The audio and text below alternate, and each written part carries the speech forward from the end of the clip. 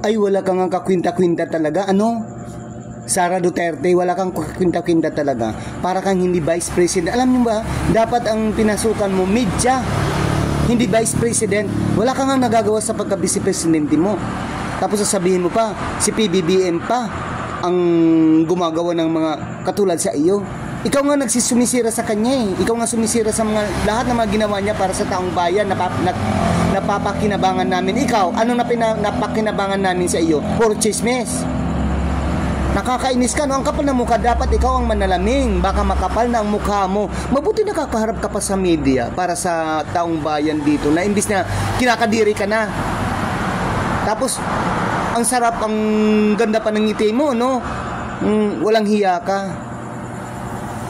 Ikaw ang manalaming.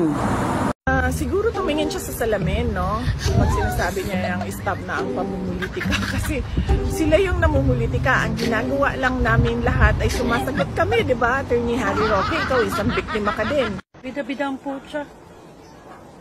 Kailangan binabaliktad lahat ng kwento. How weird. Ay, wala kang kakwinta-kwinta talaga, ano? Sara Duterte, wala kang kakwinta-kwinta talaga. Para kang hindi vice president. Alam niyo ba, dapat ang pinasukan mo, media, hindi vice president. Wala kang nagagawa sa pagka-vice presidente mo. Tapos sasabihin mo pa, si PBBM pa ang gumagawa ng mga katulad sa iyo. Ikaw nga nagsisumisira sa kanya eh. Ikaw nga sumisira sa mga lahat ng mga ginawa niya para sa taong bayan. Napapakinabangan namin. Ikaw, anong napakinabangan namin sa iyo? Puro chismis. Nakakainis ka, no? Ang kapal ng mukha, dapat ikaw ang manalaming. Baka makapal na ang mukha mo. Mabuti nakakaharap ka pa sa media para sa taong bayan dito na imbis na kinakadiri ka na. Tapos, ang sarap, ang ganda pa ng ngiti mo, no? Walang hiya ka. Ikaw ang manalaming.